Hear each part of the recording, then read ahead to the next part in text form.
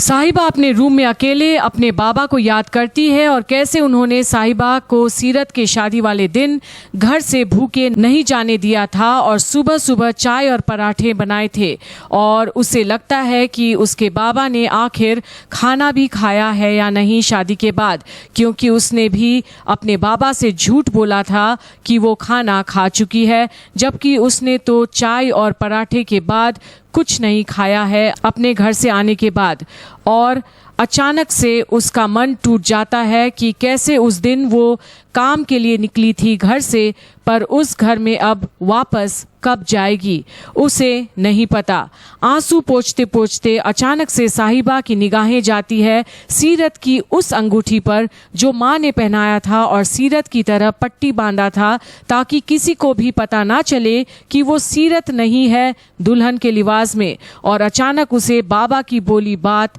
फिर याद आती है कि कैसे बाबा ने साहिबा से बोला था कि सीरत की नाम भी ना ले, पर साहिबा को सीरत की फिक्र सताती है और फोन करती है, पर सीरत का फोन स्विच्ड ऑफ है।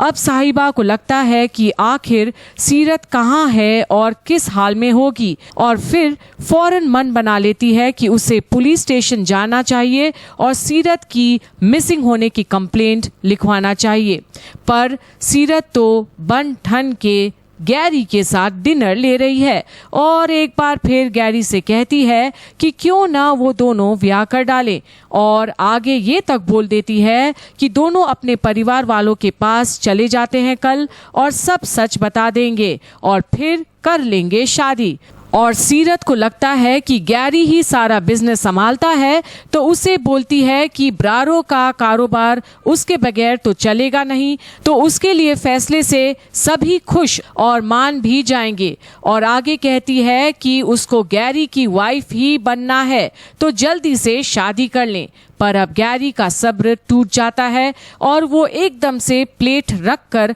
खड़ा हो जाता है और सीरत को डांट लगाता है कि वो बार बार एक ही चीज क्यों बोलती रहती है। और सीरत गैरी की इस बिहेवियर देख चौंक जाती है कि गैरी कितना बदल गया है, और वो उसे पूछती है कि आखिर ऐसा क्या कह दिया है सीरत ने कि गैरी को ऐसे रिएक्ट करना पड़ रहा है। और बस गैरी एकदम से पलटी मार देता है और उसे सॉरी बोलता है उसकी बिहेवियर के लिए, और बोलता है कि काम के प्रेशर की वजह से वो ऐसे बिहेव कर रहा है और सॉरी बोलता है सीरत को। पर मन ही मन सीरत को हक करते वक्त सोचता है कि वो कैसे छुड़ाएगा आखिर सीरत से पीछा, ताकि वो उसके जिंदगी से भी चले जाए और परिवार वालों के सामने भी कभी मुंह नहीं खोले सीरत, ताकि असलियत किसी के भी सामने ना आए, खास करके अंगद के सामने। पर सीरत तो गैरी के ये घटिया प्लान से वाकिफ नहीं है। पर अब अंगद आधी रात को जसलीन से ये जान पाता है कि साहिबा अपने रूम में नहीं है, और जसलीन अंगद को उसके रूम में आकर ये बात बताती है कि वो नाइट वॉक में गई थी और साहिबा को उसके रूम में नहीं दिखी, ना ही और कहीं। पर अंगद को साहिबा से कोई मतलब नहीं है। पर जब जसलीन अंगद को बताती है कि क्या अच्छा लगेगा अगर साहिबा किसी सुनसान सड़क पर चल रही हो, और फिर खानदान पर इसका क्या असर होगा, क्योंकि अभी तक तो अंगद साहिबा की वेडिंग इंटरनेट पर वायरल हो गई है और सबको पता है कि साहिबा अंगद की पत्नी है, और ऐसे चलते रहा तो अंगद और उसके परिवार वालों की खूब बेइज्जती हो जाएगी। और फाइनली अंगद जाता है साहिबा के रूम की तरफ और देखता है एक परछाई, और दरवाजा खोलकर अंगद आखिर किसको देखता है। देखना ना भूलिए तेरी मेरी डोरियां की लेटेस्ट अपडेट्स यहीं पर।